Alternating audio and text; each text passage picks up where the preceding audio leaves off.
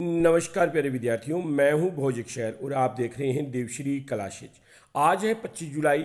तो 25 जुलाई से related Rajasthan current affairs के जो 5 महत्वपूर्ण क्वेश्चन है, जो प्रत्येक एग्जाम चाहे रीट हो, पटवार हो, कांस्टेबल हो, एलडीसी हो, वीडियो, आरएस हो, सीटी हो या रीट शिक्षक भर्ती ग्रेड फर्स्ट सेकंड, पशु परिचार, चतुर्श्रेणी कर्मचारी, हाई कोर्ट, एलडीसी जैसी महत्वपूर्ण एग्जाम के लिए अति उपयोगी है। तो क्लास को पूरे ध्यान से देखना है और क्लास को आखिर तक जरूर देखना है, क्योंकि अंत में मैं आपसे एक क्वेश्चन पूछूंगा जिसका उत्तर आपको कमेंट बॉक्स में देना है। अगर आपको क्लास की पीडीएफ चाहिए तो टेलीग्राम चैनल का लिंक दिया गया है, जहां से आप डाउनलोड कर सकते हैं। चलिए शुरू करते हैं यस्टरडे क्यूज से। तो यस्टरडे क्यूज का जो क्वेश्चन था, जिसका उत्तर आपको कमेंट बॉक्स में देना था, आपसे आग्रह है कि इस क्वेश्चन का उत्तर ज़्यादा से ज़्यादा देकर अपनी तैयारी को परखें।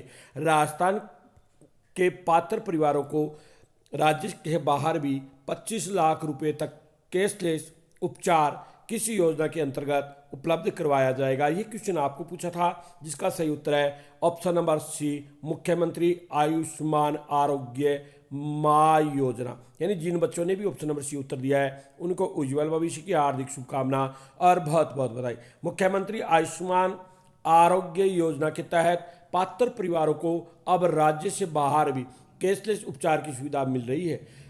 आउटबाउंड इंटरस्टेट पोर्टेबिलिटी व्यवस्था के माध्यम से देश भर के पीएमजेएवाई के से संबंध अस्पतालों में इलाज कराया जा सकता है। पात्र लाभार्थियों को 25 लाख रुपए तक का निःशुल्क कैशलेस उपचार उपलब्ध है। पिछले 6 माह में 30,000 से अधिक लोगों ने अन्य राज्यों में योजना का लाभ लिया है। Heart, state, bypass surgery, cancer उपचार, कीमोथेरेपी, डायलिसिस, जनरल सर्जरी एवं सिजेरियम प्रसव जैसी जटिल चिकित्सा सेवा भी योजना में शामिल है। आइए चर्चा करते हैं आज के करंट जीके के पहले क्वेश्चन की। तो आज के करंट जीके का पहला क्वेश्चन है, राजस्थान वाटर कॉनक्लेव 2026 के संबंध में निम्न कथनों पर विचार कीजिए। राजस्थान वाटर कॉनक्लेव 2026 का आयोजन 24 जुलाई 2026 को जयपुर में हुआ।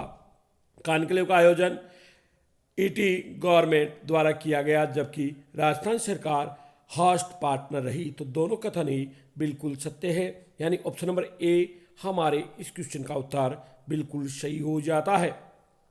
राजस्थान वाटर कॉनक्लेव 2026 का आयोजन 24 जुलाई 2026 को जयपुर में किया गया। कार्यक्रम का उद्घाटन मुख्यमंत्री भजनलाल शर्मा ने किया। कॉनक्लेव में जल प्रबंध, यमुना जल समझौता और जल संरक्षण जैसी महत्वपूर्ण विषयों पर चर्चा हुई।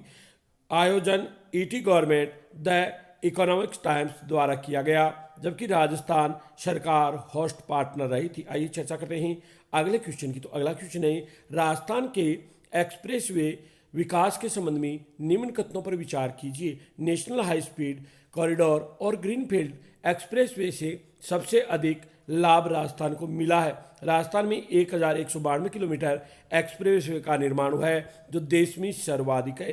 तो ये दोनों कथन ही बिल्कुल सत्य है, यानी ऑप्शन नंबर बी हमारे इस क्वेश्चन का उत्तर बिल्कुल सही हो जाता है।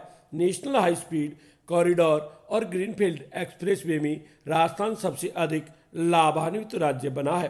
प्रदेश में 1192 किलोमीटर एक्सप्रेसवे का निर्माण हुआ है, जो देश में सर्वाधिक है। देश भर में कुल 10,389 किलोमीटर हाई स्पीड कॉरिडोर और ग्रीनफील्ड एक्सप्रेसवे स्वीकृत किए गए हैं।